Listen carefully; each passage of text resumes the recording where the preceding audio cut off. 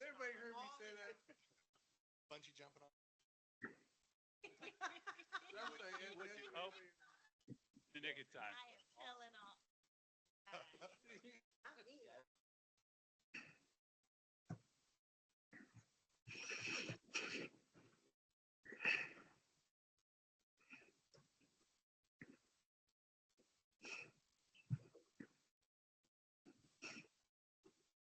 Okay, we'll get started. It is 1:30. We have quite a few slides to run through today.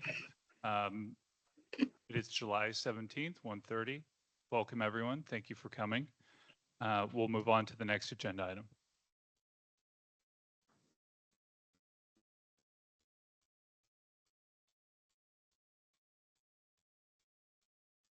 Off with the safe acknowledgement.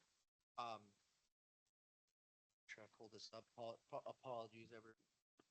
Safe is the recognition that we are doing as a, hopefully as a nation, but definitely as a county to recognize all those who have served.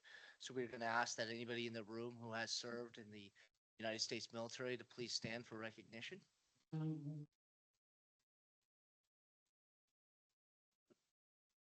like to take a moment to thank you for your service, everybody. Now, with the rest of the room, please rise for the Pledge of Allegiance.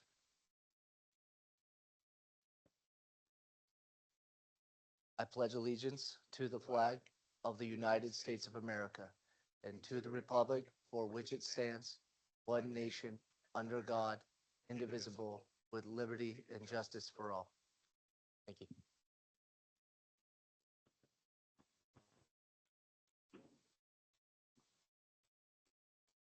Thank you, Vice Chair, and we'll move on to the Commissioner roll call. Stephanie, when you're ready. Commissioner Crooks, Here, ma'am.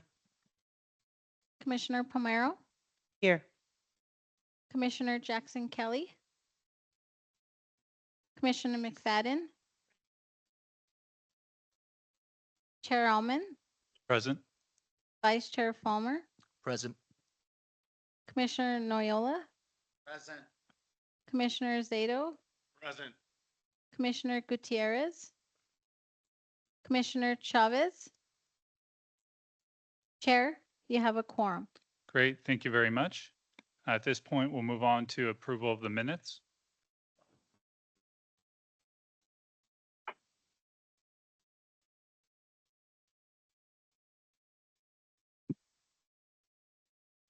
And when ready, we'll need a motion and a second.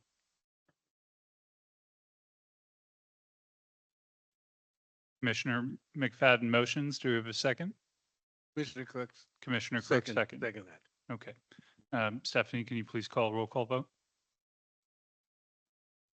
Commissioner Crooks, Accept. Commissioner Pomero, Accept. Commissioner McFadden, Accept. Chair Alman, Accept. Vice Chair Falmer, Accept. Commissioner Zato, Accept. Commissioner Noyola, Accept. Commissioner Gutierrez. Okay, minutes approved. Great, thank you. Can we track forward too on the slides, please?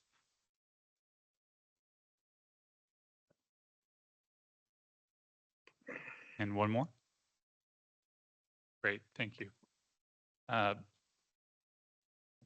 So for the chair report, just a few administrative items. The notice of meeting for today went out on July 11th at 2:51. Hopefully you'll receive that. If you have not, again, a reminder to join the department's email communications platform. If you visit the website, mva.lacounty.gov, and if you look in the upper right-hand side, you should see a little mail icon next to the social media. If you click on that, you can enter your email and be subscribed not only to the commission notice of meetings, but all other news from the department.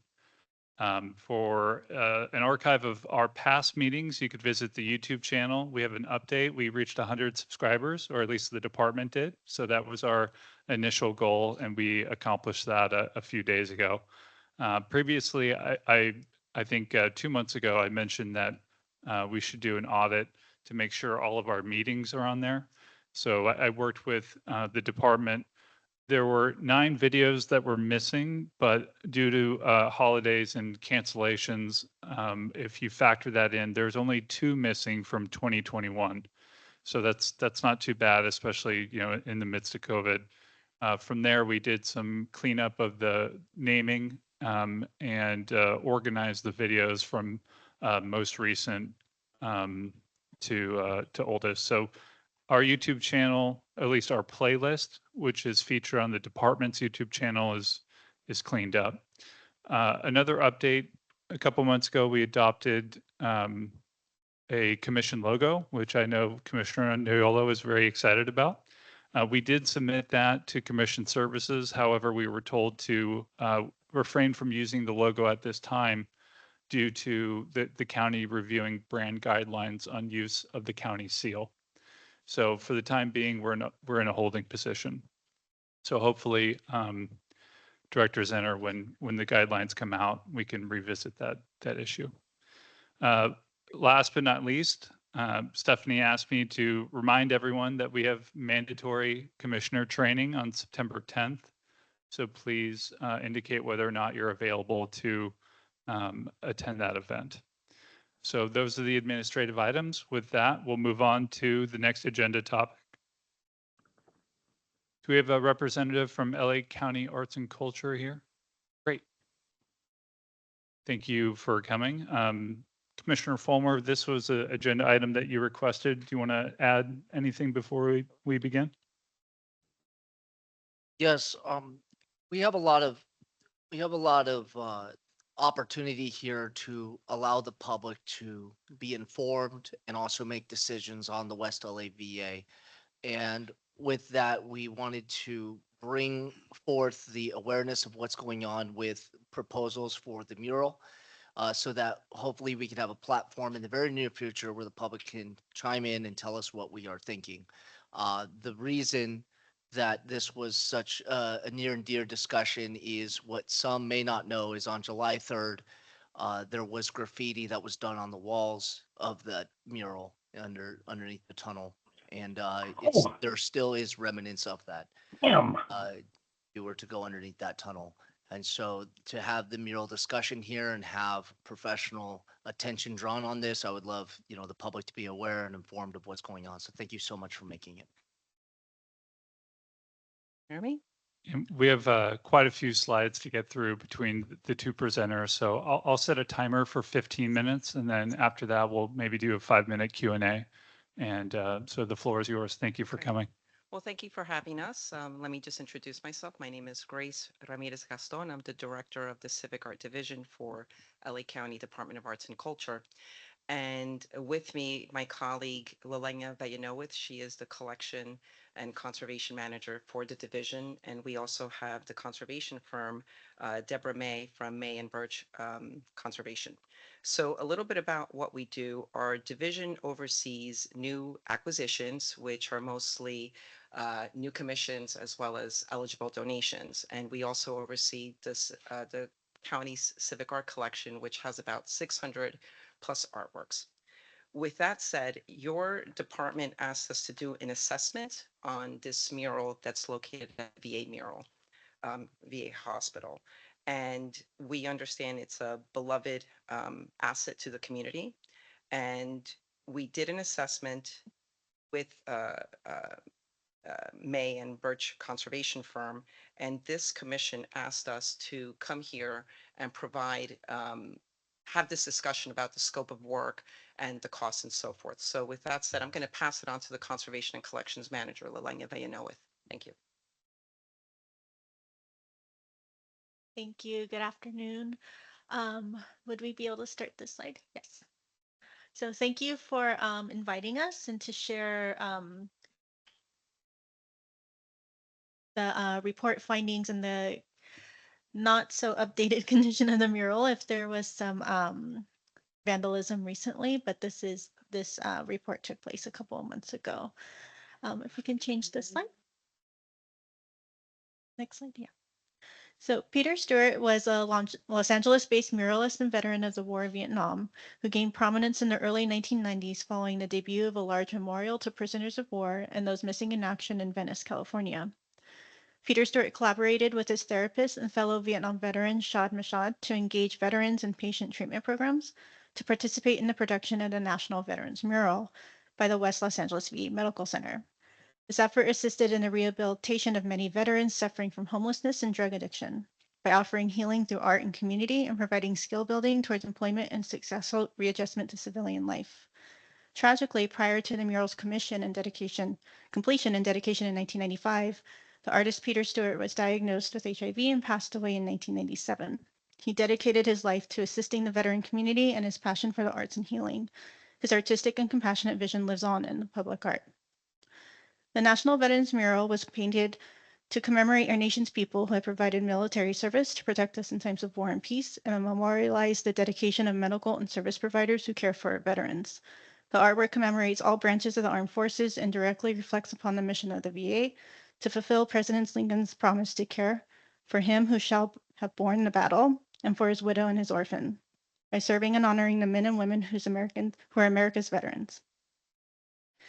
And that last piece was from the Metro donation request. So the mural the next slide, is roughly 23,000 square feet in size. It's painted in house paint and artist acrylic paint applied by brush and spray on by a cast poured concrete substrate. The painted surfaces encompasses the underpass, east and west walls, the ceiling, the bridge headers, and flanking retaining walls, and abutment walls on the northeast, northwest, southeast, and southwest sides of the bridge. Next slide. The mural has been assessed twice over the past 6 years by the conservation team, May and Birch Conservation. So I will present elements of their findings and proposal today, and Deborah May from the conservation team is here to answer any questions.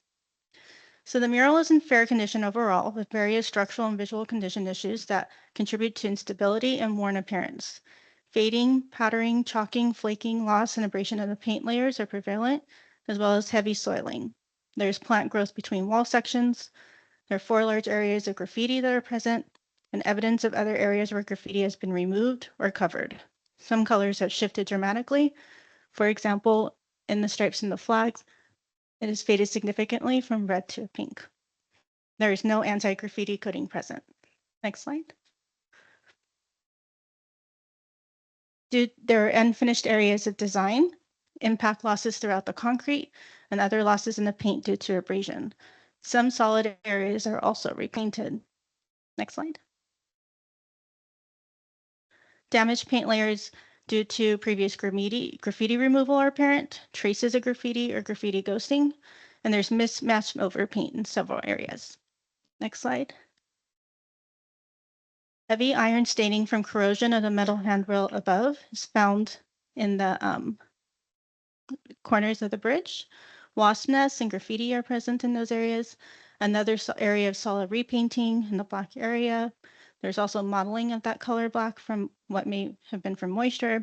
And the sloped abutment wall has numerous horizontal, vertical, and diagonal cracks and losses, as well as black mold growing over the wet substrate. Next slide. Impact damage and staining from water infiltration, mineral deposits, black and gray staining, and salt efflorescence from water infiltration affect the bridge structure above. From the bridge structure above, plant growth within the substrate of the mural, and modeling of the paint layer. Next slide. And further evidence of staining from mineral deposits and efflorescence are seen on the ceiling. There are losses and scrapes to the substrate which indicate impact by an oversized vehicle. There are also 3 substantial losses in the underpass where a large vehicle impacted the header and the ceiling with large broken chunks of cement, exposing rebar. The bridge, underpass, and flanking wall should be inspected by a structural engineer to establish that the structure is sound before proceeding with conservation treatment. So for further details regarding the treatment of every section of the mural, you can refer to the report. Deborah brought a copy if anybody wants to make copies, or I believe the MVA has it, so they can also provide that proposal. Next slide. So the treatment plan prepared by May and Birch Conservation advocates for a conservation approach that is preserving the original materials of the mural while improving stability and legibility. This approach allows the age and history of the mural to remain evident rather than giving the appearance of a freshly painted mural. The exception to this approach will be the abutments on which the flank walls, which are so severely damaged that repainting to match the age color of the mural is recommended. However, because the conservation scope is stabilization of the original materials, we would like to reiterate that any faded colors will not be overpainted or refreshed. The cleaning and application of coatings will saturate the colors, but it will not look new, like a restoration. And if you have any questions about the difference between conservation and restoration, we'd be more than happy to address those after the presentation. Next slide. So the treatment by the conservators will include photographic documentation, digital format before and after, during cleaning, abatement of biological growth, removal of the salts and mineral deposits, removal of graffiti, superficial concrete repairs, paint stabilization, in-painting of the losses, in-painting of graffiti, adjustment of the mismatch overpaint, repainting of the abutment walls, application of anti-graffiti coating, and but it does not include structural concrete repairs or any assessments of the bridge and the structural aspect of that.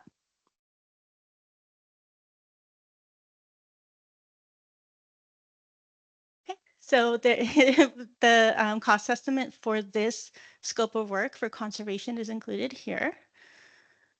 And if there are any questions about the condition, the treatment proposal, or the budget, we're here to assist in any way.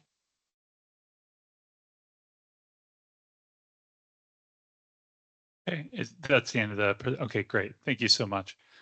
I have a few questions. You mentioned that this scope of work doesn't include any of the structural repairs. I assume that would be the responsibility of Public Works. Is that right? Do you know if they've done an assessment, a structural assessment? I would not know that. We would have to ask them. I think in your, sorry. I thought somebody said something. It's just a chair. Sorry. You mentioned in your opening remarks that LA County has approximately 600 murals. That's Well, artworks, not murals, artworks. artworks. And the way, so there's a 1%. I'm sorry, can you use the Sure. mic for the There's a people? 1% policy in place. Uh-huh. Our program was established in 2005, where that 1% applies to the design and construction that is taken out of new eligible county capital projects. And that money is dedicated to the funding of a new commission or conservation project. This one, this project began, I believe, in 1995. So it wasn't related to, at the time, related to the policy. Also, when we have considered looking to accept this as a donation, there are it's not eligible in the sense that it presents significant problems, not only structurally, but there's significant damage, as you've seen, Right. to the artwork. And also the department doesn't have an annual maintenance fund where we can come in and repair it. That would have to, the tenant department would be accountable for those costs. I would imagine that there are quite a few murals or artworks that don't have potentially a sponsor department within the county. What happens then? For example, if there's a mural on the freeway, would that be the state of California's responsibility? Yeah, that to wouldn't be on respond? us. I'm thinking you're maybe referring to Caltrans. And, Sorry. we work collaboratively with different departments and partnerships. So we do come in and consult and advise and sometimes project manage. This would be another example of that. Right. Because it's not in the collection, having the experience to do this, we would definitely project manage and consult. Right. The last question I have, and then I'll open it to the other commissioners. Mhm. Is there a platform that you all use to receive public comment on restoration or anything like that? I'm sorry, go ahead. No, please finish. Yeah, one of the things that I'm interested in is, in my experience, the federal government has a platform called, regulations.gov, which allows the agency, in this case, a federal agency, to receive public input on a particular action item. Is there anything like that at the county level? We refer to the board offices. We communicate to the appropriate stakeholders. In this case, it's the artist, Mhm. it is the tenant department and the board office, and we present any type of concerns that we have with an existing artwork. Mhm. And we make the recommendation for that tenant department to take action.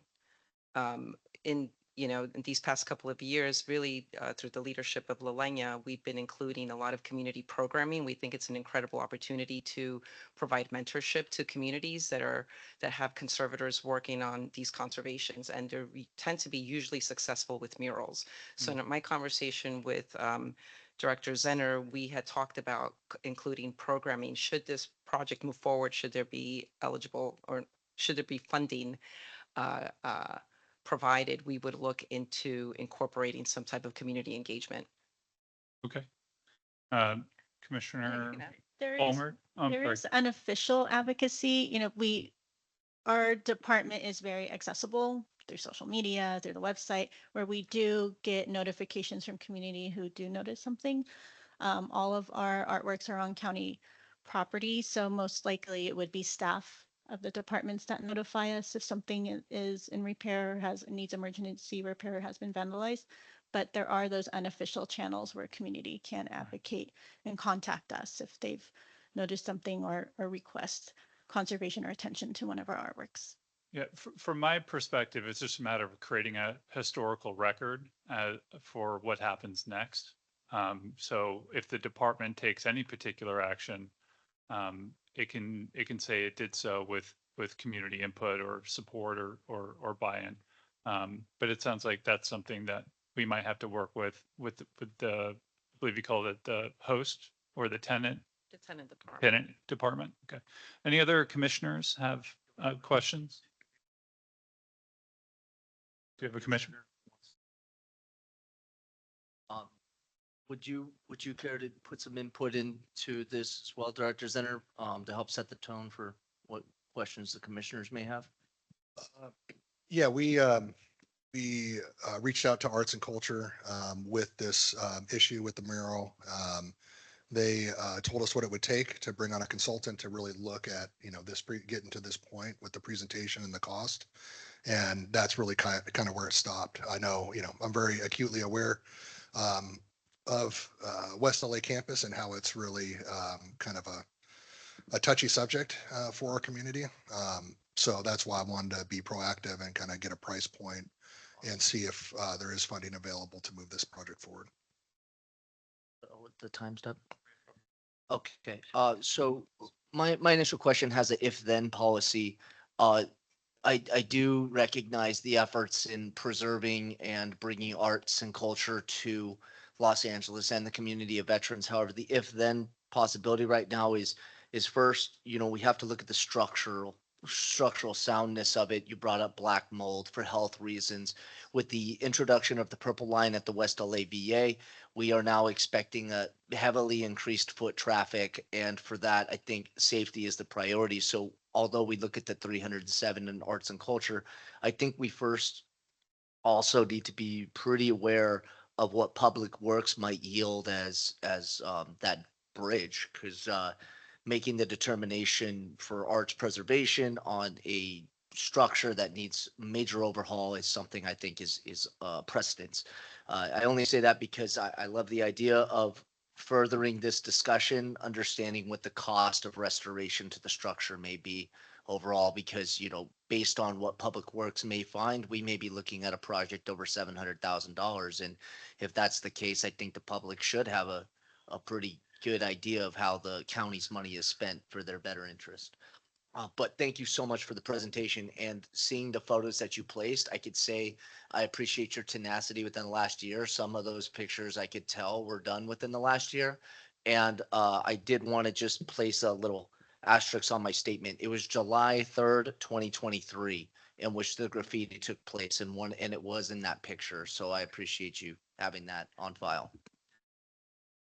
Can I add something about the budget? I had referred earlier to the difference between conservation and restoration, where we're stabilizing original materials versus just repainting and refreshing. The refreshing of the artwork and overpainting would be significantly less cost for that type of treatment. So this cost that's here is for the conservation and stabilization. Restoration would be less. So if there were any further movement forward, if there was a budget that was attached to this project, we would submit another work order for other types of conservators and options to place their bids. Thank you tremendously. And for public record, I was present when that graffiti or the cleanup for that graffiti. And I think it's really important for us to realize as a community the importance of an anti-graffiti coating. When that graffiti happened on the wall, the grounds team spent hours pressure washing at the slightest degree to still preserve the existing art while removing majority of the graffiti, but the remnants will be there forever, and it's primarily due to the lack of anti-graffiti coating. So regardless of what's on that wall, we have to understand that West LA's prime area to build population, which increases the chances of graffiti and vandalism. So I do ask everybody to take that into account. Commissioner McFadden, did you have a comment? So I thank you again for this presentation. This is very informative.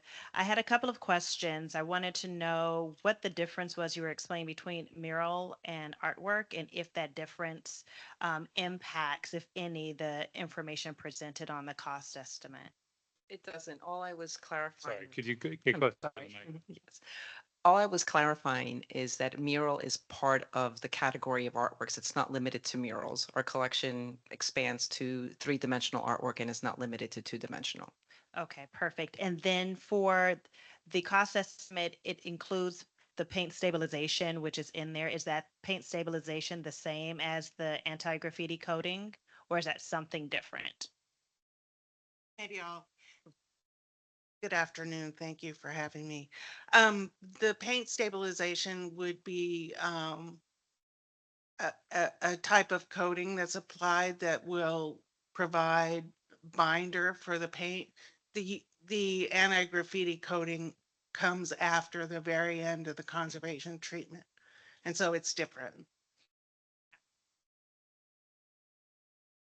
Any other commissioners have anything? I did Commissioner want, Palmero? thank you.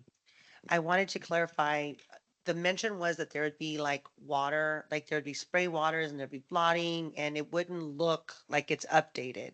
So it kind of, the wording that was being used was kind of confusing to me. If it's not gonna look a little bit updated, what would be the purpose of spending all this money and all this energy into conserving the paintings? What can we expect, I guess, on the finished product? So a conservation treatment, the goal is to preserve the original material. And that means the artist's hand and the artist's original statement. It would be cleaner. The graffiti would be removed or in painted. Losses would be in painted.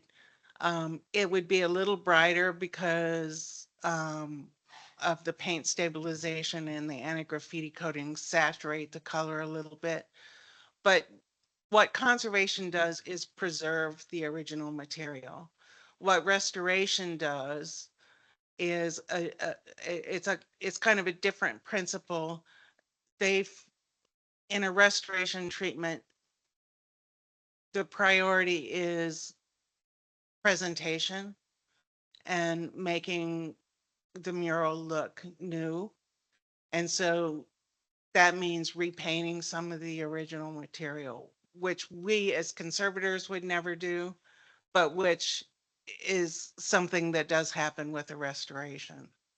I don't know if that makes sense. It does, you're maintain, it's like this building, we had to update it with like, electricity, I'm sure at some point, and water and everything else, and what it does, but we didn't change this, the structural, right? And Right. so what I'm hearing, and please correct me if I'm wrong, is that you're going in and you're like, it's more meticulous. You're not just like painting over it, you're going in, you're looking at it, you're trying to clean it up as quickly as possible without ruining, right, how it appears. Right.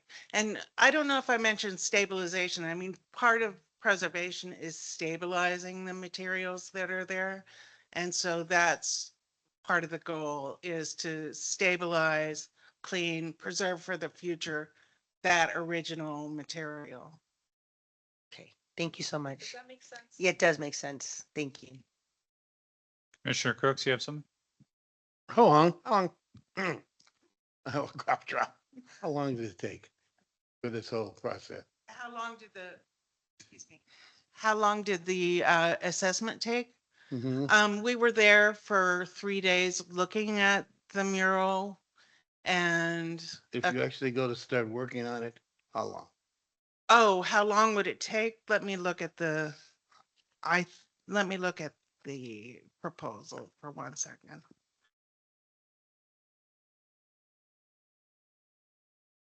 Eight to 10 weeks with a team of up to 8 people.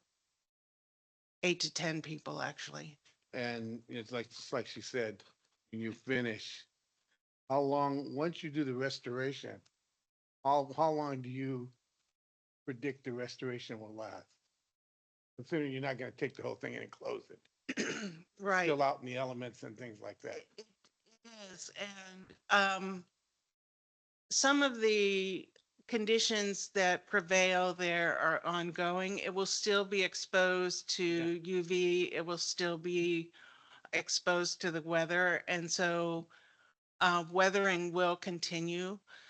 The anti-graffiti coating and the paint stabilization will help with that process, will help prevent further degradation, but it will continue over time.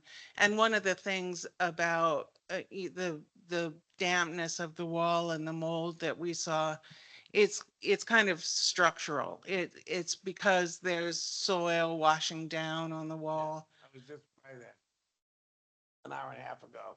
That's what I'm looking. Commissioner, can you use the mic for the people online? I'm sorry, Can- I'm sorry. Yeah, I was just there by an hour and a half. I was looking at it going, how long once it's done? Will it stay? Right. And maintenance is part of any plan for conservation treatment. So the anti-graffiti coating, I think, is uh, recommended that it be replaced every 5 years. It would need cleaning before replacing the anti-graffiti coating, and any stabilization that needed to happen would happen at that time. Thank you. Thank you. Any other commissioners? I have one more question. Forgive my ignorance. When was arts and culture created as a department? I don't know. 2018. Okay, so well after the mural was created. Do you have any idea that the history behind how the team was selected? Was there a formal application to Public Works to say, hey, we want to do something here? Or was it The project itself, correct? I wouldn't know that. I wouldn't have that information. Okay. Hearing no other questions, thank you so much for coming. Thank you very And much. I think the commission will have to do some thinking about how, the department can receive public input on this. I would have to agree with John. Before any type of restoration or conservation, you really want to take a look at the structure. And if, let's say, the structure or to repair that structure is not feasible, then I would make the recommendation to do something a little bit less aggressive, such as restoration, which really brings out the aesthetic component of the artwork versus really trying to get into the nitty gritty, which can potentially fail Yeah. over the period of time. So, thank you. Okay, great. Thank you so much. I Oh, think I'm that sorry, regarding The background of the mural, when they were assessing, there was even an individual that passed by that said that they assisted on the mural. So the community that Peter Stewart brought in to help paint, because a lot of hands painted the mural, are probably out there. So if the project were to get started and community outreach at the site, there's potential for bringing in those people who participated and asking them about the development and fabrication of the mural. Yeah, and I've heard from them. I mean, there are constituents, and they're one of the reasons why we call it the briefing. So, thank you so much. Appreciate it. We'll move on to the next agenda item. LA Metro, welcome back. Metro was willing to step up. We actually had a different topic scheduled for today. I know Commissioner Jackson Kelly wanted to hear from the VA Women's Program for some time. They couldn't make it, so Metro stepped up to the plate. Welcome back. Thank you. Good afternoon, everyone, and thank you for the opportunity to share our progress on the art program. Can you hear me okay? Okay, great. Thank you for the opportunity to share our progress on the art program for the future station serving the West LA VA. My name is Zoe Talaporos, and I am a senior manager with Metro Art and the project manager for the art program at the station. Our team has provided periodic updates to the Veterans Advisory Commission, and you may recall our most recent updates to the commission last May and September 2023. So I'm happy to be back today to provide this walkthrough of the art program, including the strategy and results of our outreach campaign to veterans and veterans organizations, the final designs for the station artworks, how the artwork for the future station concourse has incorporated feedback from the veteran community, and how the artwork is now focused on the history of the West LA VA campus, the home, with many references to materials from the Bandini Foundation archives and the West LA VA Historic Archives. Next slide, please. And next. So the D-Line subway extension project includes 7 new stations beyond the current terminus at Wilshire Western to create a 1-seat ride from downtown LA to the West LA VA Medical Center. And on the far left of the map is the location of the future station that will serve the West LA VA. Do note that the station names indicated on this map are temporary construction names, and a community process will take place at a later date to arrive at an operational station name that is consistent with Metro's station naming policy. Next slide. The station serving the West LA VA will be located at the intersection of Wilshire and Bonsall and is currently under construction. Next. Recognizing that the station creates new accessibility and will serve veterans near and far, our strategy has been to engage veterans and veterans organizations throughout LA County, to partner with veteran community leadership for their guidance and expertise. And I want to extend a heartfelt thank you to Jim Zenner, who is in the room with us today. He and his team here at the LA County Department of Military and Veterans Affairs, as well as this commission, have provided a lot of helpful feedback, recommendations, and introductions to connect us with and make sure the voices of veterans are heard, which allowed us to meet people where they are, gather authentic feedback, and incorporate that feedback into the station art program, and to ensure that all 5 artworks for the station reflect the diversity of the veteran community. Next slide. Here are the results. Visitors to this station will experience 5 artworks that include monumental portraits of veterans, artworks by veterans, and the history of the National Soldiers Home. The details here included on this slide are included on this slide, and I'll share the full artwork experience in the slides ahead. Next.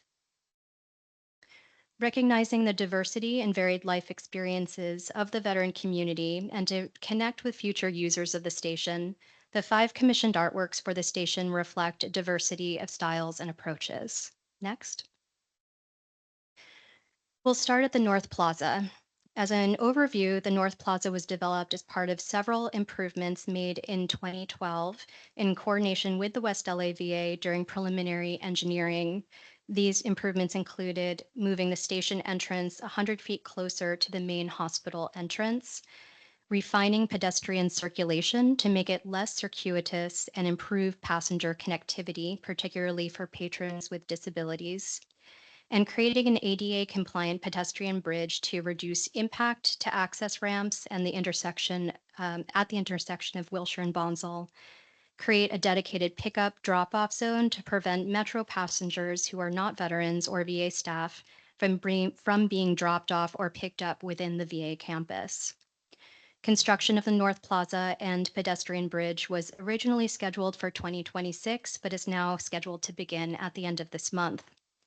This construction requires a demolition of a small section, less than 5%, of the existing National Veterans mural created in the 1990s.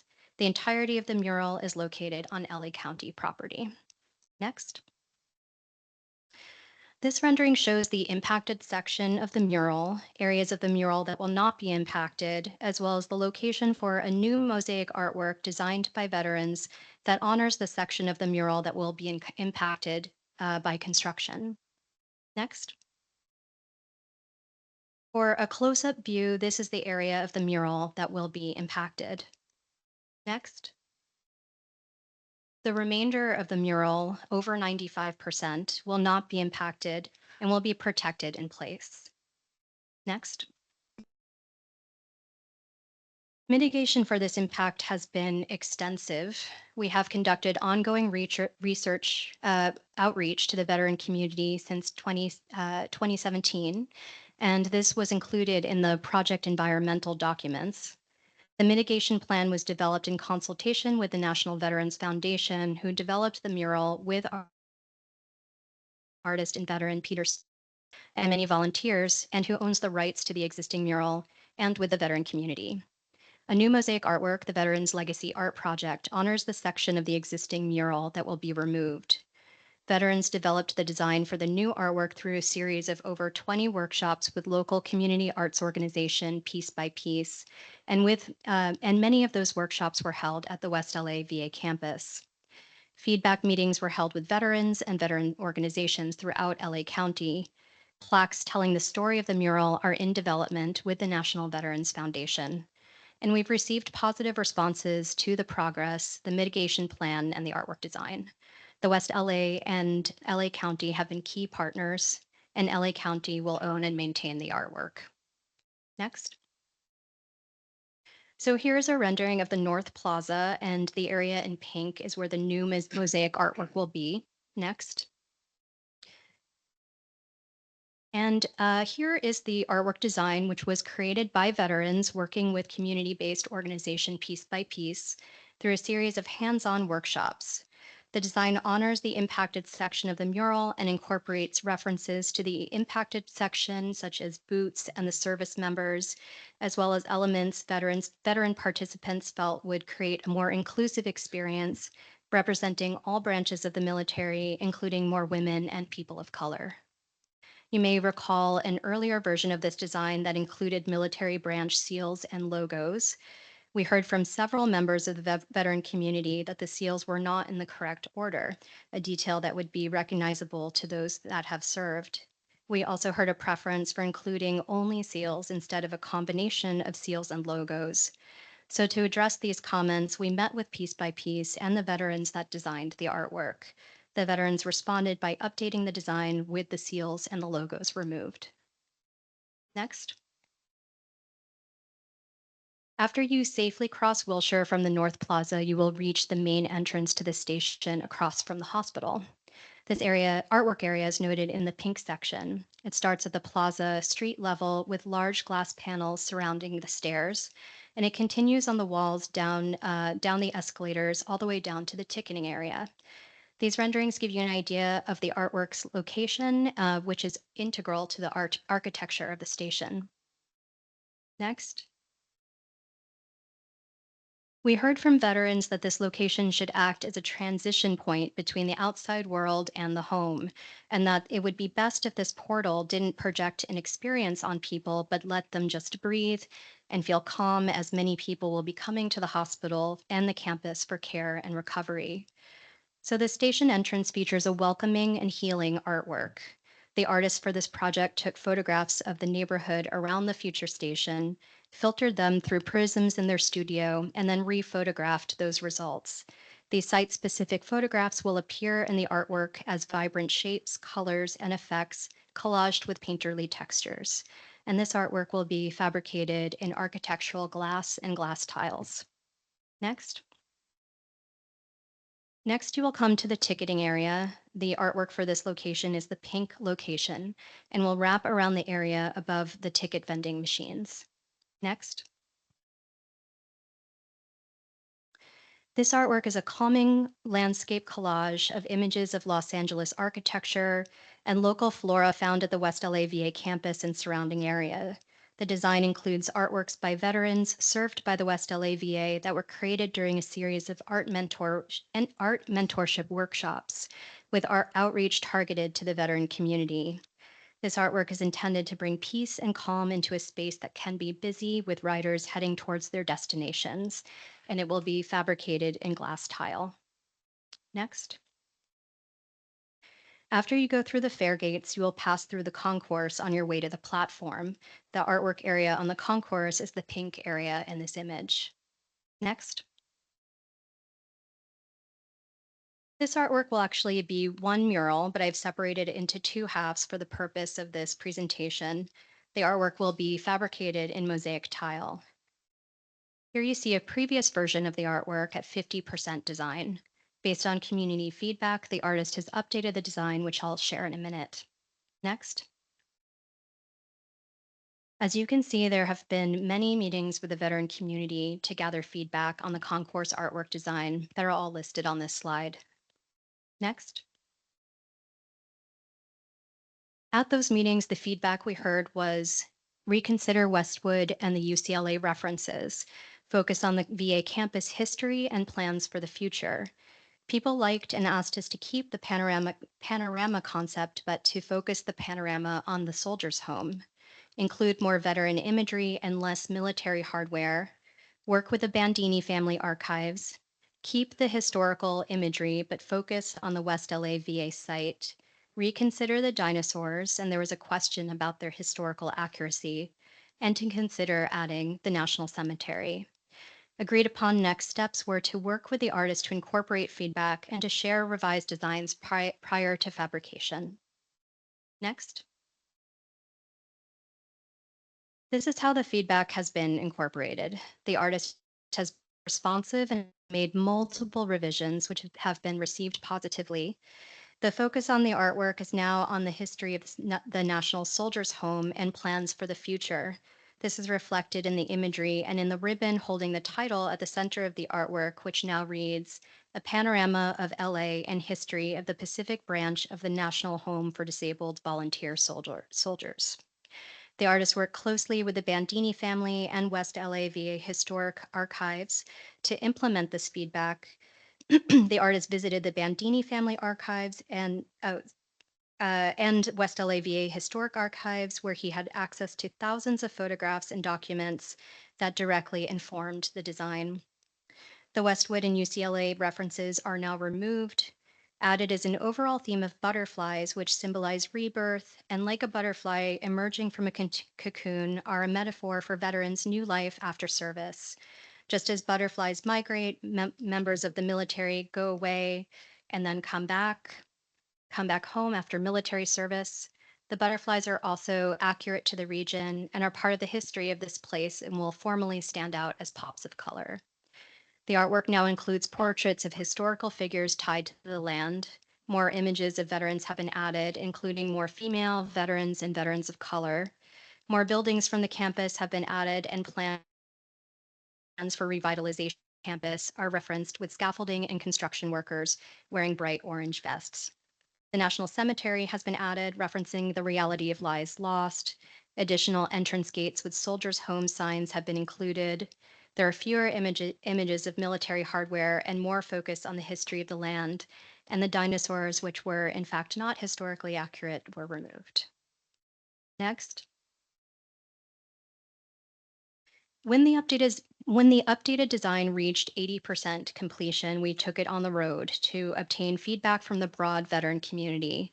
We returned to everyone we had gained initial feedback from, including this commission, and met with every person and every organization that was recommended to us. Next. The purpose of these meetings was to obtain feedback on the progress and make sure the artwork was on the right track. The feedback has been overwhelmingly positive, with gratitude expressed to the artist for the process. We've heard people express a lot of connection to the butterfly metaphor and appreciation for how the home is captured in the artwork. Next. Here is the full updated 100% design. It looks small here, but this will be much larger, 10 feet tall, when it is installed at this station. And a large printout is on display here should you wish to take a look at it closer to see the details. It references historic photographs from the 1887 Fund, Bandini Foundation, and the West LA VA archives to create a panoramic mural that celebrates the history of the National Soldiers Home as well as the future as the property is being revitalized. The scene spans multiple time periods and features the founding of the home, the campus's historic and contemporary buildings, such as the Wadsworth Chapel, National Soldiers Homes plaques, the National Cemetery, and the main hospital. Horse-drawn carriages and trams travel alongside buses from different eras. Brightly colored butterflies create dynamic movement across the mural, transcending the various time periods. The butterflies represent the rebirth and renewal of veterans, reintegrating into civilian life and coming back home after service. Next. Finally, as you... Sorry, sorry. just a heads up, timing wise, we're at 15 minutes, so Okay, Yeah. great. I have just a few more slides. Perfect. Thank you. Finally, you will descend to the platform to catch your train. This artwork area is shown as the pink section in the rendering. Next. Monumental portraits of veterans are featured in this artwork designed for the platform, and the artist began his research by interviewing veterans from different backgrounds about their pre-military, military, and post-military lives. Each portrait is surrounded by objects and images that represent their personal interests, military service, and other significant facets of their lives to tell their whole story. On the train walls, the artwork continues as an undulating dog tag chain punctuated with objects of significance from the veterans' stories. Next. As of today, hundreds of veterans and over 25 organizations that provide services to veterans have been engaged so far. For those of you who attended the VA Veterans and Community Oversight and Engagement Board meeting a few weeks ago, this presentation will look very familiar, and we hope you are as pleased as the VCOEB and everyone in attendance there was with the progress and engagement on the station artworks. Next. Coming up, we plan to gather folks who were involved in the National Veterans Mural and the Veterans Legacy Art Project here at Bob Hope Patriotic Hall to pay respects to the mural created in the 1990s and to recognize the participants in the development of the new mosaic artwork before construction impacts take place. There will also be ongoing Meet the Artist events, engagement, and recognition opportunities. Next. We hope that you will join us at a future event, and if you would like to receive additional updates on Metro art projects, programming, and art opportunities, you can either scan the QR code here or visit metro.net/art to subscribe for email updates. So thank you so much for your time. I'd be happy to answer any questions you may have. Great. Thank you so much for the presentation. I believe you mentioned the artwork is 100% complete. Is that right? So there's no more feedback in terms of revisions or anything like that? We're happy to accept feedback and relay that to the artist, but we are considering this a 100% fully colored in artwork, but happy to hear any additional comments that this body or the public may have. Okay. Commissioners, any questions? Commissioner McFadden. Hi, Zoe. Hi. So I had the opportunity to look at the mural for the concourse level that you brought in and all the other imagery, which is absolutely wonderful. Just to acknowledge, I love the butterflies. I love the educational information that's being presented because it really is informative as you look through all the imagery that's presented. So kudos to everyone who's been involved in this work. And also the inclusion of the 6888 in there is absolutely phenomenal. So I love that as well. The couple of things that I did notice on the concourse level mural is that there's a couple of specific call outs to one particular military branch, and that's the Navy. And not that I'm opposed. However, there's the one female that has the very clear Navy shirt, the shirt that just says Navy on it.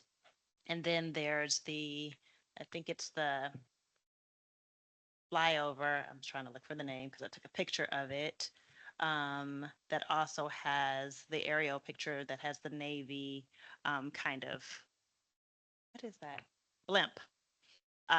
there's a blimp on there that Mhm. also has Navy on it.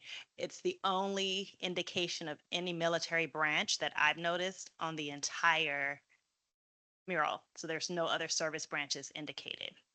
So I would ask that my feedback would be either to, as one of your statements is to be, you know, the diversity of the veteran community. If diversity, it also includes all the service branches.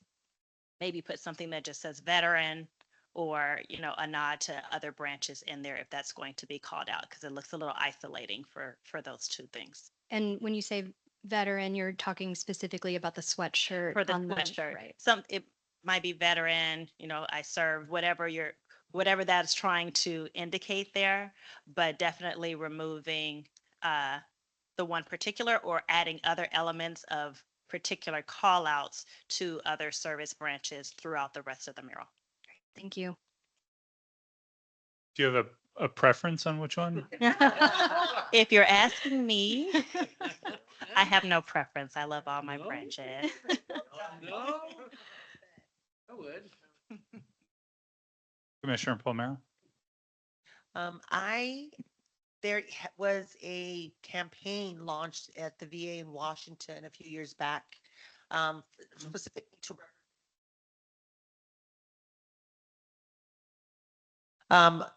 holy mother of chocolate. That.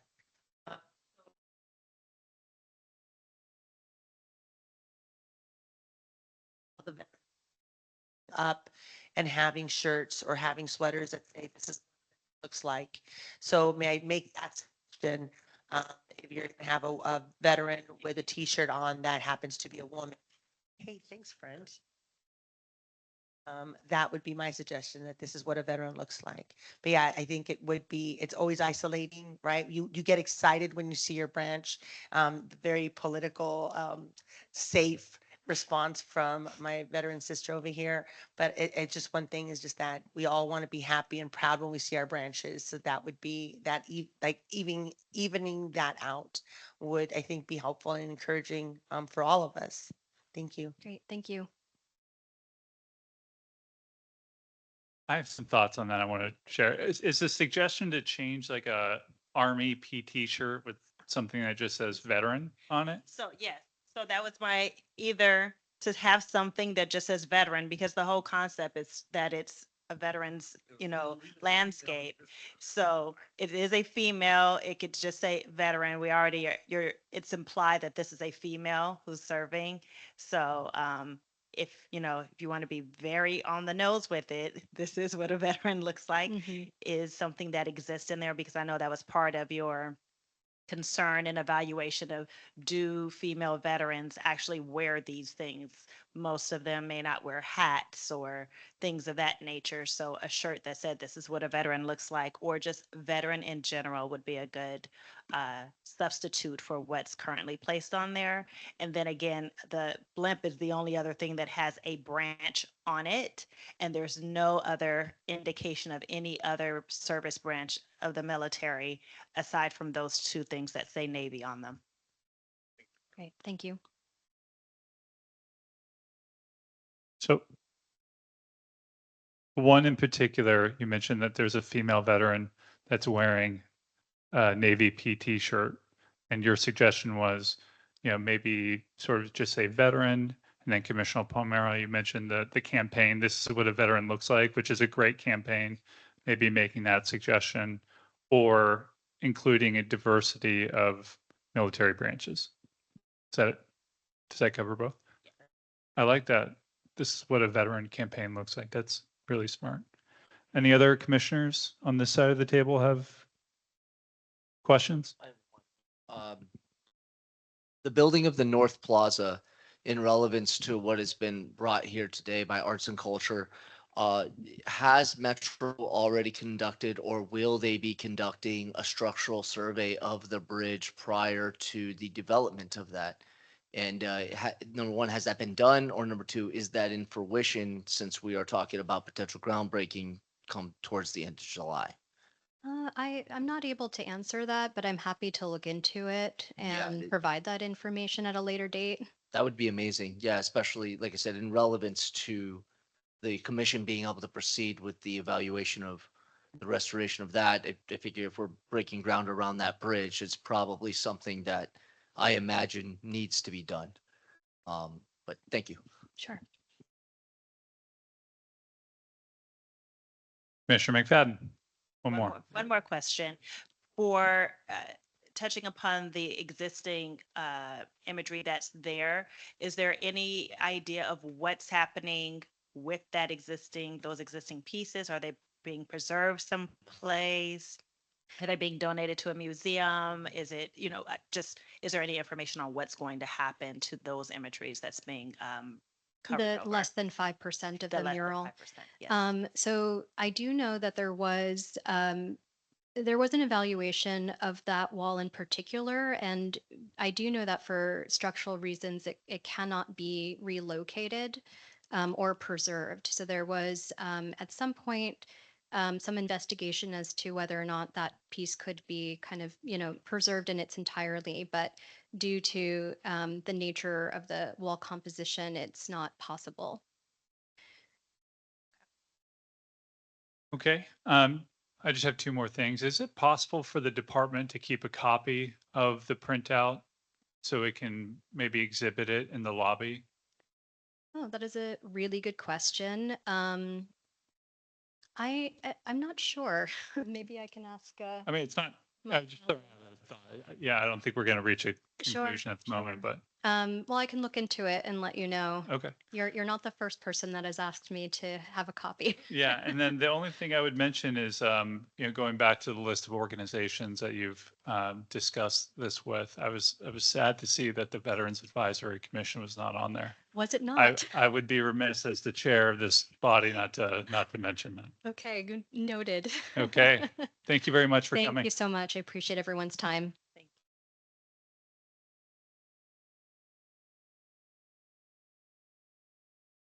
Moving forward, we'll, I believe, begin the public comment process. So just for everyone's attention, in the notice of meeting, there's a link to register for public comment that would give folks a priority. But we also do have a public comment card at the walk-in table. So if anyone's interested in making a public comment, you can fill that out and then it will be directed to me. So we'll get through the people who registered online first, and then we'll move to any of the paper or in-person registrations. And then the only thing I would add is that commissioners are unable to respond to public comment. So we're just in receiving mode. So that being said, I'll call the first registered speaker, Shelley Crawford. Are you here?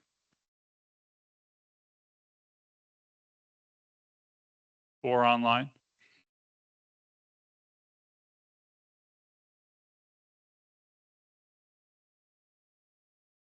Shelley Crawford. Stephanie, do we have any registered online for that? Good. Okay. Jerry Orleman. Jerry, are you? Thank you. You're online. Thank you, Okay. Anthony. You Okay, can hear me we'll- okay? If we can get a little bit louder in the room. 1 second, Jerry. Okay, Jerry, go ahead. We'll start the 3 minutes. Okay, thank you. And first of all, I want to thank you for the opportunity to provide comment today. Secondly, I want to thank Zoe for the wonderful presentation. I really appreciate the efforts that that Metro has been making to resolve the wishes of the various veterans and veterans groups. The main reason I wanted to address you today is regarding the eligibility for appointment to the commission. Right now, if I understand correctly, an individual has to be a veteran in order to be appointed to the commission. I think that eligibility really needs to be expanded to include family caregivers. Family caregivers often have a better idea of the veteran's needs than the veteran himself or herself. And I think it's something that is really important to be addressed. And that's all I have. Thank you very much. Okay, thank you, Mr. Orleman. Next, we'll move forward to those who registered in person. I have one public comment card. Kyle Orleman. Kyle, I see you're in the back. Welcome. And just a reminder, if there's anyone else that would like to make a public comment, please fill out the page and bring it forward. Okay. And good afternoon, Commissioners. For those of you who think that Jerry and I coordinate everything, we don't. I didn't know he was going to say that. So that takes one of the things off of my list. One thing that I want to say also is thank you to the people from Metro for having considered the input that they got. And I think they did a terrific job of covering the vast majority of the things that people were concerned about. But there's one thing that I think got missed, and I think it's really important.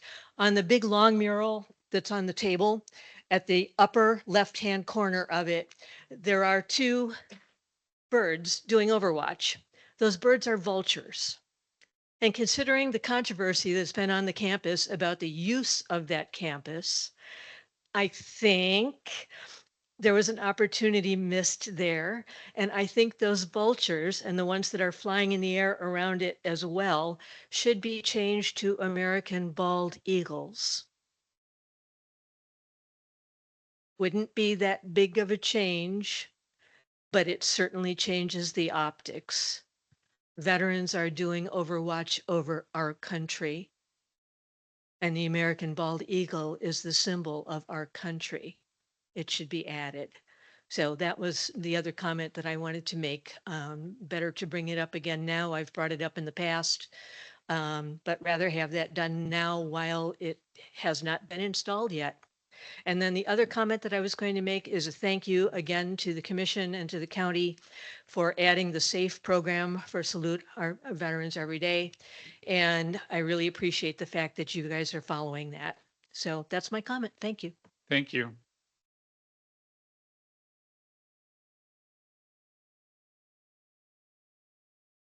Yeah, we can't respond to public comment, so I'll just move forward to the next agenda item. We move forward to item 9, please. Okay.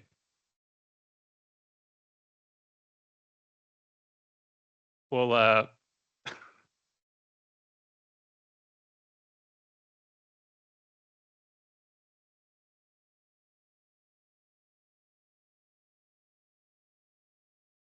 move forward with the review of the bylaws. Everyone, the commissioners should have received a copy of the bylaw edits, and then as well with the notice of meeting, the draft version of the bylaws should be in there.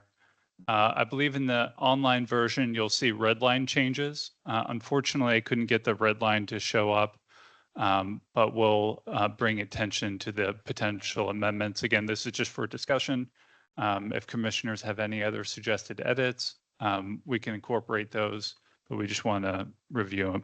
I want to skip to, I think, the most important item, which is what Commissioner Noyola brought up regarding what constitutes quorum. So we have revised that language. Article 6B, black fact, which I should change, or I should note that reference to LAC, VAC was modified just to VAC. I think, casually, we just refer to it as VAC or VAC as opposed to LAC, VAC. It's kind of harder to say. So VAC shall have satisfied a quorum with 6 of 10 commissioners in attendance. It used to say black VAC shall have satisfied a quorum with a simple majority of the appointed members in attendance. And Commissioner Noyola, I think you astutely pointed out that that's not how things work. So that has been revised to VAC shall have satisfied a quorum with 6 of 10 commissioners in attendance. So that's a technical change, but it's an important one. We want to make sure that we have the right quorum. And then the other thing I just want to point out at the request of our fabulous and amazing secretary, when we are requesting speakers, if we can go to Article G, this lays out a formal sort of guideline that if commissioners want to request speakers and they are not affiliated with the county, that they provide the contact information to the secretary to assist with scheduling. So for example, if we want to have a non-county department, for example, veteran nonprofit, that you could assist the department by providing that person's contact information so that we can begin the scheduling process. So I think that, you know, this will aid the secretary in her additional duties facilitating this commission. If it is within the county apparatus or jurisdiction, then the department will happily find the best point of contact. So hopefully everyone here is okay with that, but that's a suggested modification. Are there any questions about those two edits?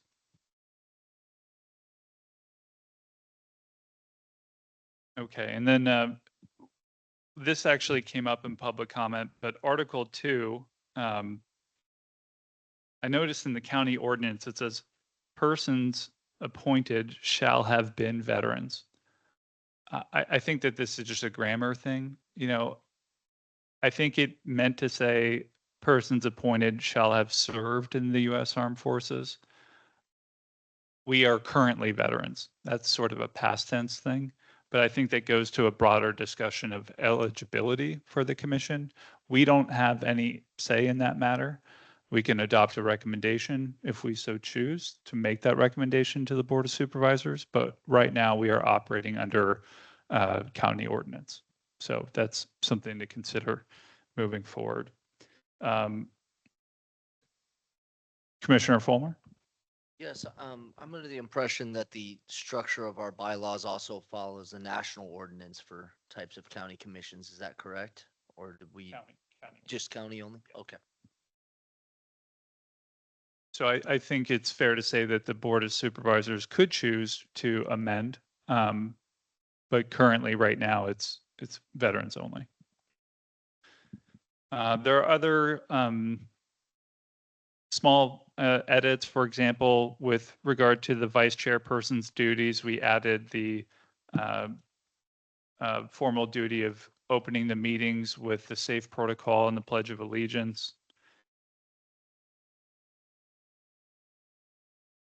And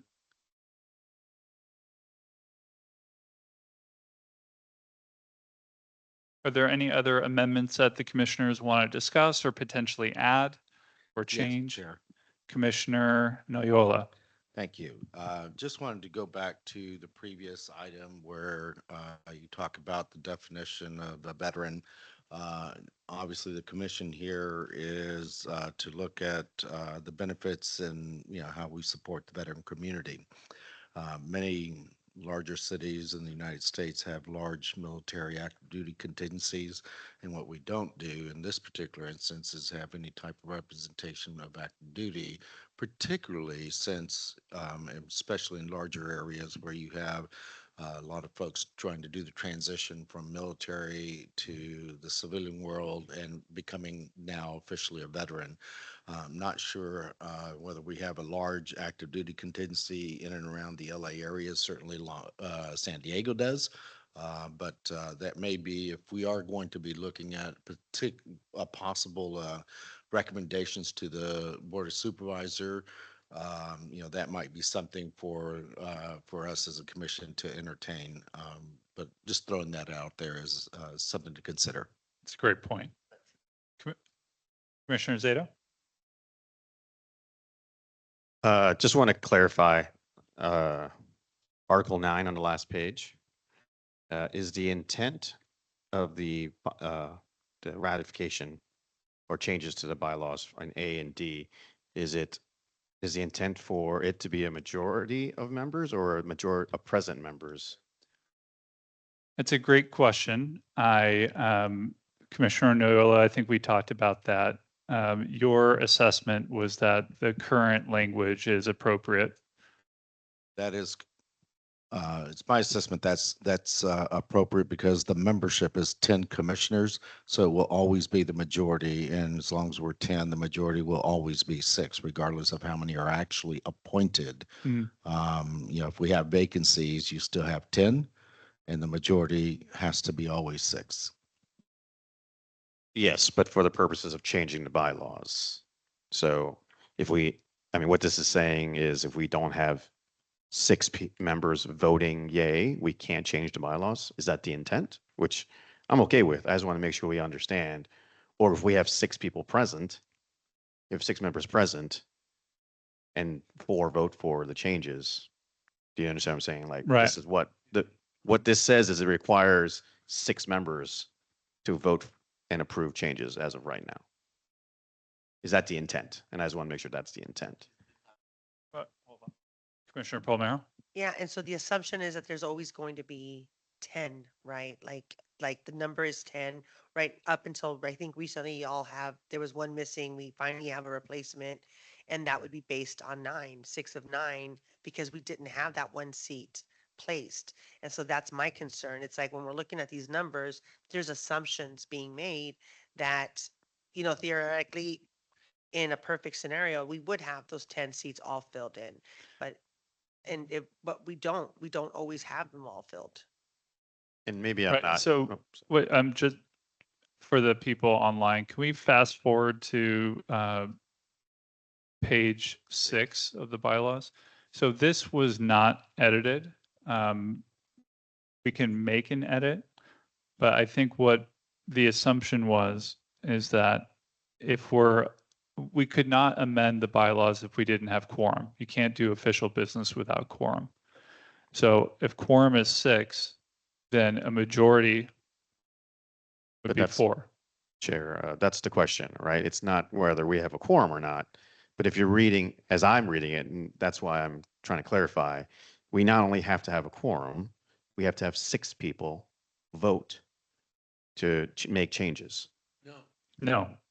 These bylaws may be amended by a simple majority of the member. I mean, clearly, Well, Sorry. I'm just trying to understand. I think we should clarify. It's not Okay. particularly clear what, Commissioner Fulmer, Yeah. Vice Chair Fulmer. Vice Chair. So if we added the verbiage to just add the word at the last of Article 9, Section A, if we just said members present, I think that would allow clarification. Simply, we were talking initially about quorum, which is 6 of the 10 commissioners need to be present to achieve quorum, which is voting. However, if 8 show up, then we are looking at a simple majority of members present to vote on the ratification. It would require majority of the members present to ratify anything that is amending the bylaws. So if there were 6 present, great, we made quorum, but 4 of those 6 must have voted to ratify or amend the bylaws. That's why I would suggest that Article 9, Section A says the initial ratification of VAC bylaws requires simple majority of members present. It would allow us to say, yes, we made quorum and we made majority of the people present, said we would. Yeah. That's just, simplicity, I would just.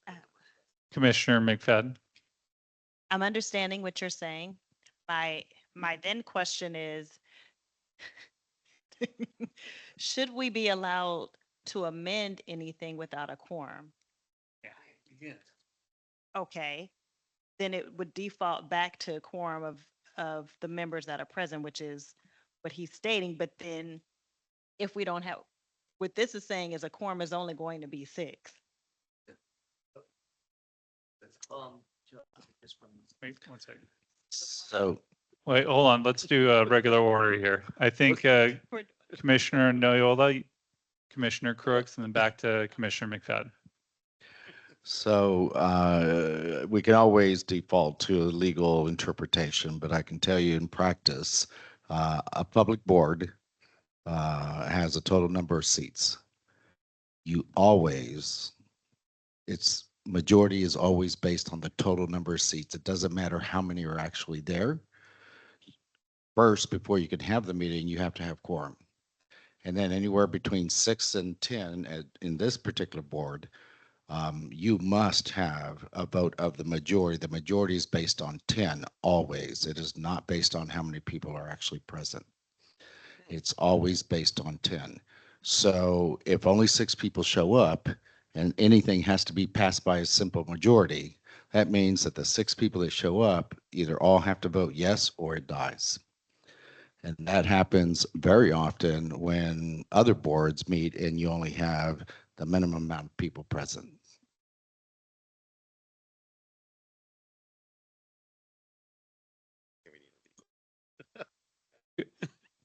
Commissioner Crooks and then I don't know, I Commissioner. would have said almost, to a certain extent, I would agree, 6 people, you have to have a quorum. You cannot have the meeting and pass anything without a quorum.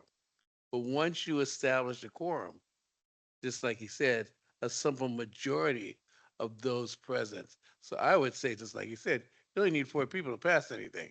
Okay. Commissioner McFadden. I don't think that's what he said. No, that's not what he said. That's what I said. Right. So it sounds like there's a difference of understanding. And so I will then ask Director Zenner if we could have county council provide guidance with regard to this issue. Great idea. Okay. So before we formally amend anything, why don't we get some clarification from county council and go from there? How does that sound? Okay, that's fine. Everyone? Yes, yes. Okay. So that being said, let us put a hold on any changes. We'll get guidance from county council and we'll revisit this at the next meeting. That brings us to, I believe, our department report. Next slide, please. Great. Director Zenner, thank you so much for entertaining that discussion. And we look forward to the department's update. Great. Yeah, great conversation, Commission. So quick updates. We had a very successful Women Veteran Summit, first annual Women Veteran Summit here at Bob Hope Patriotic Hall in partnership with Women Vets on Point. We had Secretary Lindsay Sin here along with Supervisor Solis, who pulled myself and our chief deputy aside and said we need to do more for women vets. So this is the first step in many steps that we're going to do to improve service delivery to our veteran women here in LA County. We had over 100 in attendance and it went great. And it's the first time to my understanding that we had two supervisors in the building at one event in a long time. So we were very grateful for the support from both SD1 and SD3. We hired a new supervisor for our homeless services division, Nare Alexani. She's in the crowd. If you could raise your hand. Very excited to have her on board. She has over 14 years in the public sector and came directly from LASA. So we're very excited to have her and her expertise and her drive. We also hired a public information associate who works with our current PIO. Her name is Aransu Pujadas. She came from the assessor's office and has been a very welcome addition. July 22nd, there's a town hall being attended by and hosted by American Legion Post 280 and Supervisor Catherine Barger herself. It's from 6:30 to 8. And that's, again, American Legion Post 280. I will be there. VSO will be there. VPAN will be there. So if you're in the area, please stop by. On really, really good news.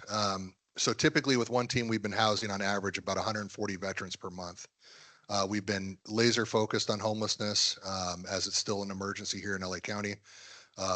And we went from 140 to last month, we housed 213. We're really looking at different ways to utilize tenant-based vouchers.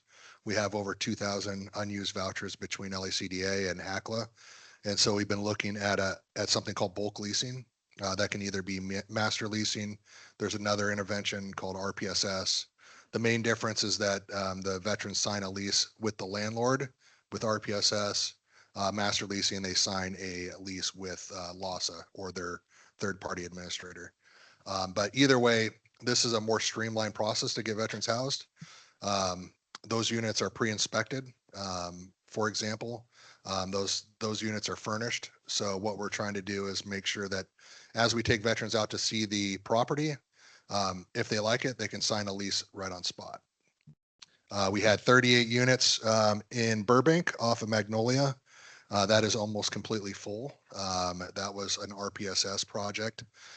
We had 13 units in West Hollywood, and those are completely full. We had 3 2-bedroom apartments there.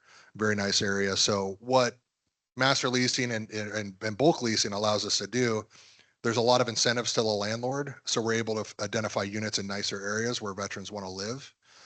So that's been really, really a fun project. So yeah, housing more veterans and just looking for different interventions to get veterans off the street quicker.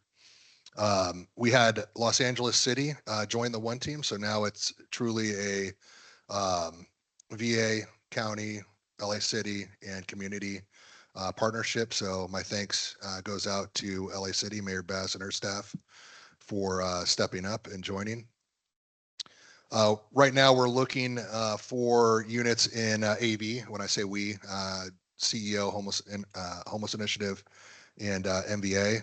And we're also looking at additional buildings throughout different areas in LA County to do bulk leasing in partnership with the VA. So some of the work that we've been doing on one team is really looking at underserved populations. We had Artie through the CEO's office with the county.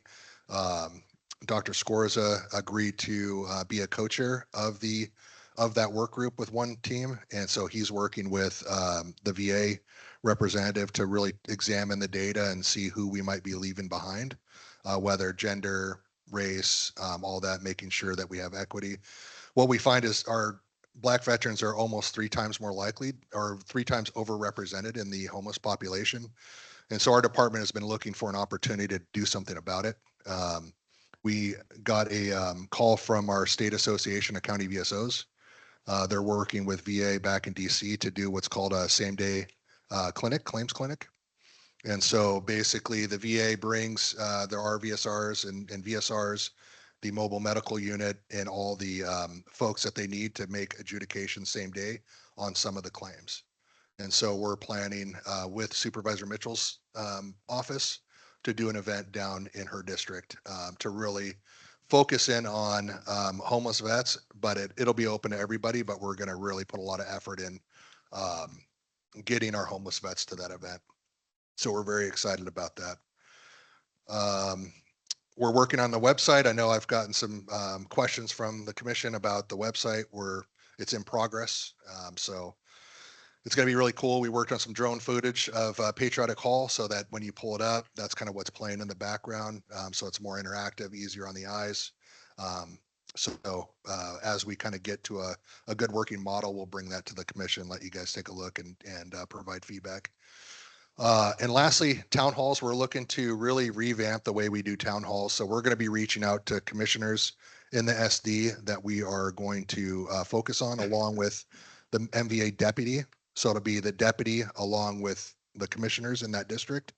We're going to talk about planning and we're going to look at targeting Saturdays so that we can get a lot more public feedback because we're extremely interested in hearing from the community a lot more. And lastly, our next town hall is at Norwalk Library on August 14th from 5:30 to 8. So please stop by and we'll see Commissioner Noyola, and hopefully if you got time, Commissioner, no, Zato's out of pocket. So we'll see Commissioner Noyola there. Thank you. I guess one last piece. If you didn't see the pit count that came out from LASA, the 28th of last month, in the LA continuum of care, homeless veterans dropped from 3,878 to 2,991. I've been doing this for a while and I have not seen a drop like that in many, many years. So a lot of great work being done by the VA and in partnership with the local government and community. Thank you.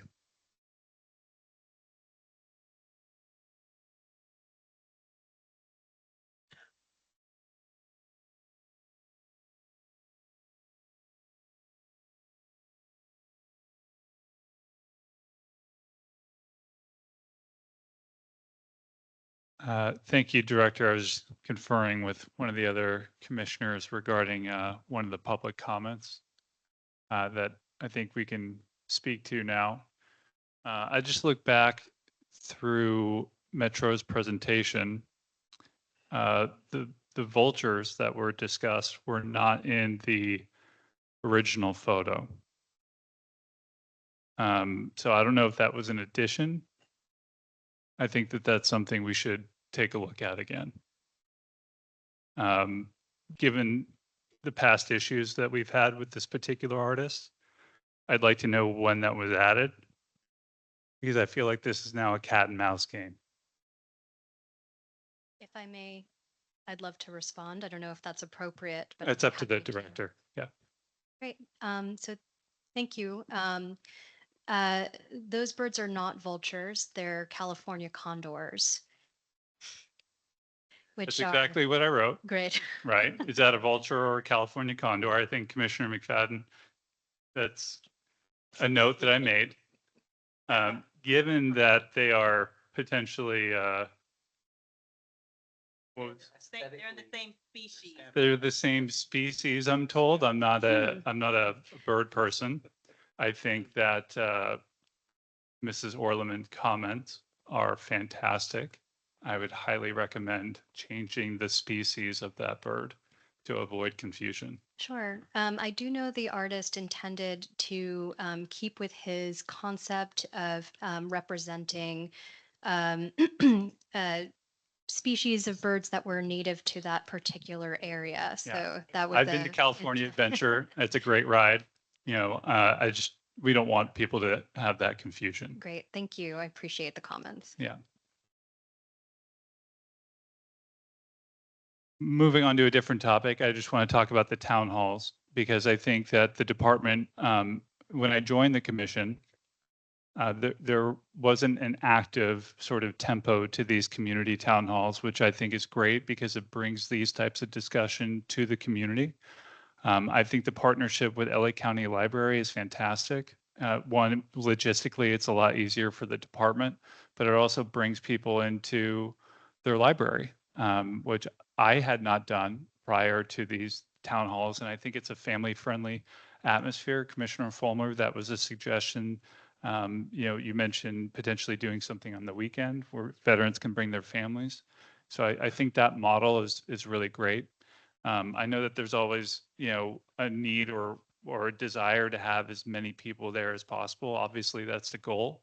But I don't think it's the objective.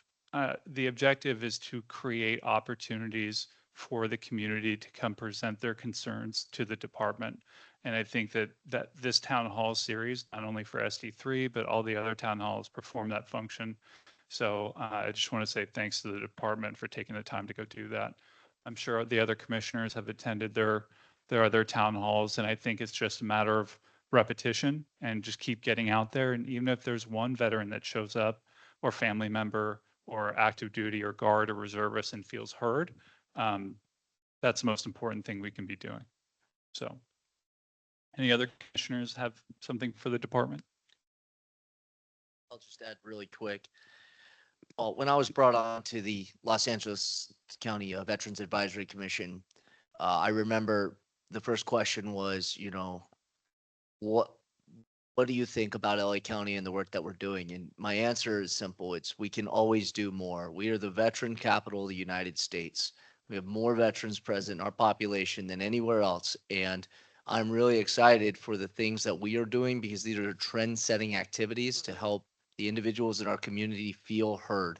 And we are battling discouragement amongst the community. So I'm very grateful that we are offering platforms here at the commissioner meeting, the veteran town hall, and I look forward to the evolution in how we get this information out to the public. Commissioner Palmero? Thank you. So I did want to address the town halls.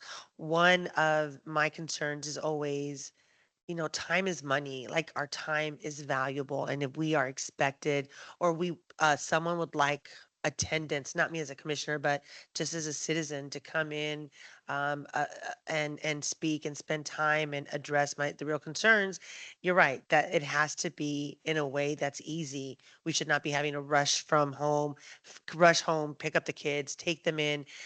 So I am going to make a suggestion that when we talked about family friendly, it's very static when you walk into these. I'm going to suggest music. I'm going to suggest something specifically for the kids, right? Such as, maybe I'm aging myself, but like even balloon animals, like those would be so cool. And just being able to do something that's more of a party format that makes you want to attend. Camouflage face paint for the kids? It would be fun. No. Tigers? Stickers, right? Stickers. Stickers, okay. So that's the first thing. The second thing I wanted to address is that we, as a commission, we're so powerful. We don't realize the power of the things that we do here.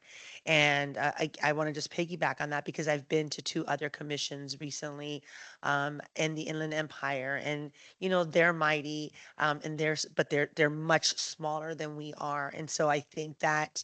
Um, when people thank me for my service, it's not so much the service I've done. For me, I feel like they're thanking me, not realizing the responsibility that I have to continue my service, and an honor and a privilege to do that, serving under supervisors who are very much a part of our community, are continuing to do this work that benefits all of us.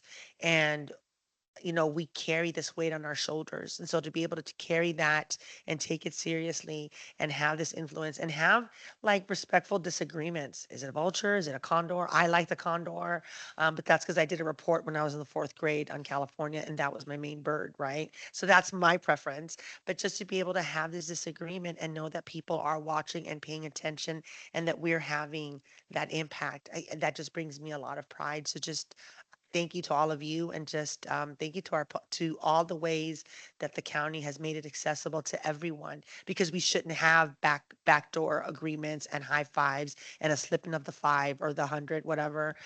Tough economy, but not to do things behind closed doors, but to do that in front of everyone. I think that is so impactful. To be clear, I love California condors. They're protected species. Any other commissioners? Commissioner Fulmer, do you want to talk about some ideas for family-friendly town halls?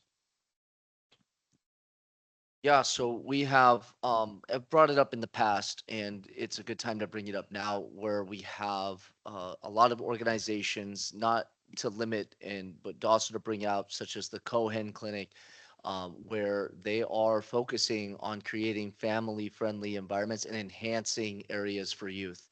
And right now, the biggest stipulation that I've noticed is in conversations, everybody talks about how COVID has impacted our lives, but there's one group of population I know of that it hasn't, and that's the parent who isolates because of the inability to afford childcare, to go out and volunteer their time or let their voice be heard.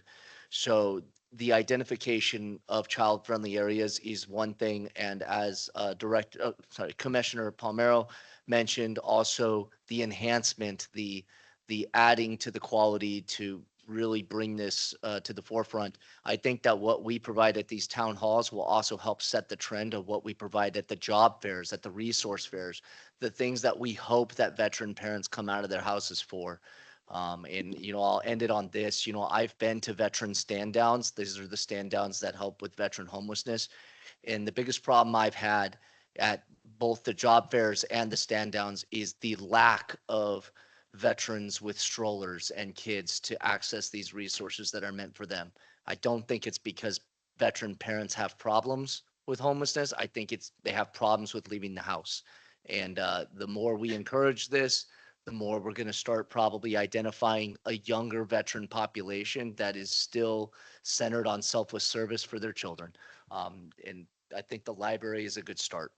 And if I may piggyback, I don't know if it's, if this is a well-known fact, but families with children under the age of 5 are more likely to hover around the poverty line, and they are more likely to struggle with homelessness, right? Homeless insecurity and food insecurities. WIC, that's why WIC ends at, it's a different name now, I think, but it ends at the age of 5.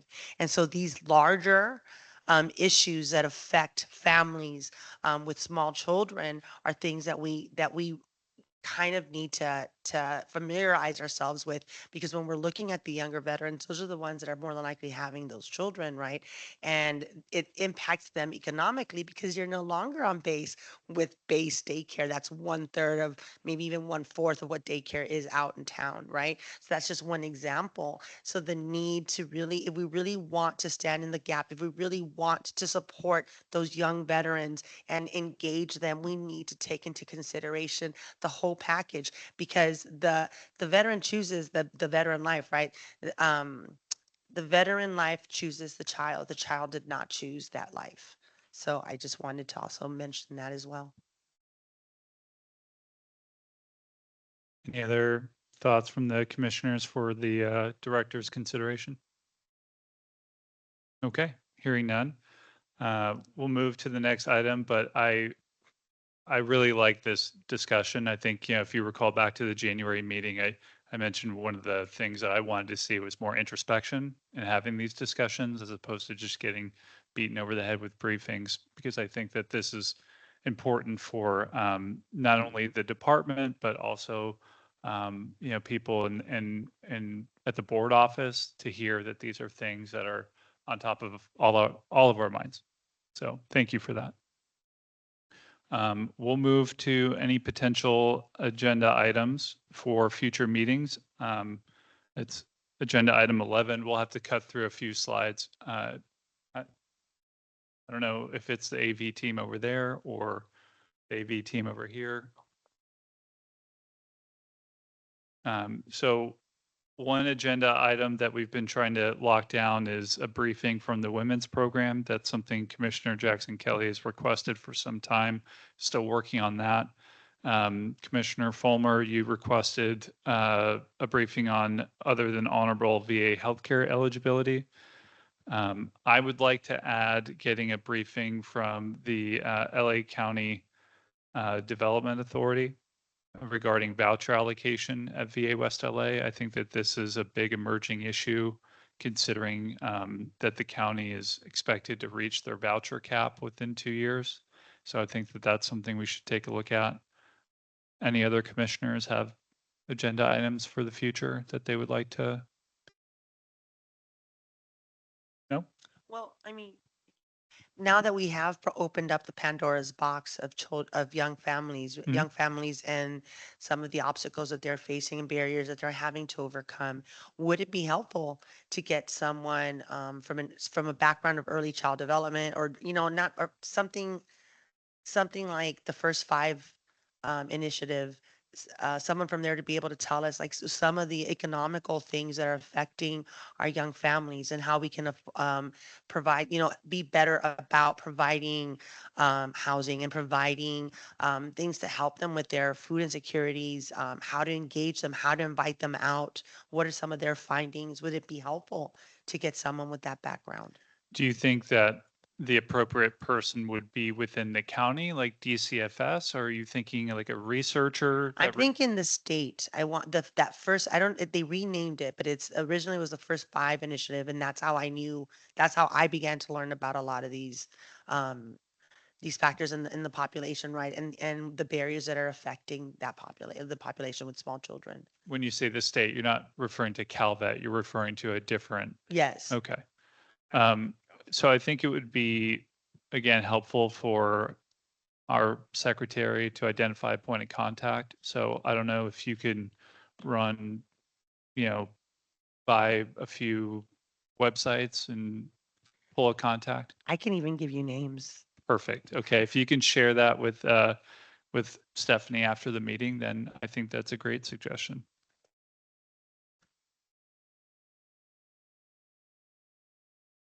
Hearing no other potential future agenda items, we'll move to the next topic.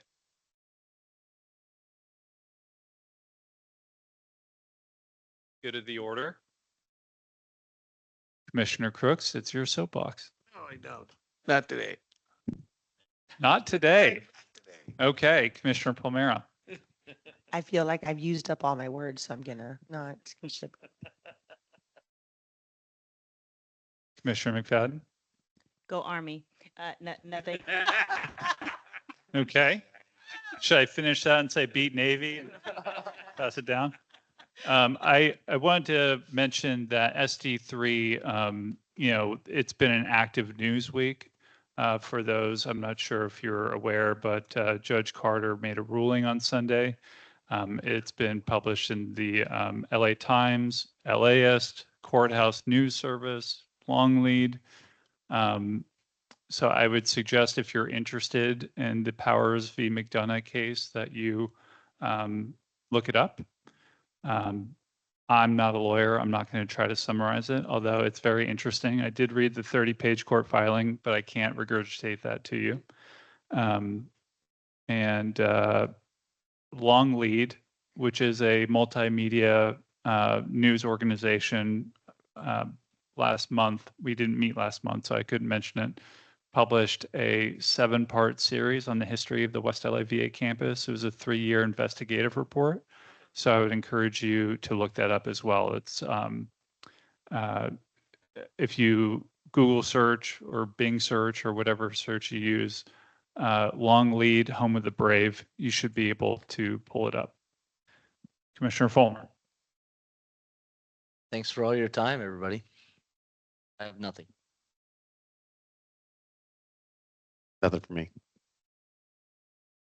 No further comments. Okay, with that, we'll move on to the next agenda item. With this trusty gavel, I adjourn today's meeting. Thank you very much for coming. With 14 minutes to spare.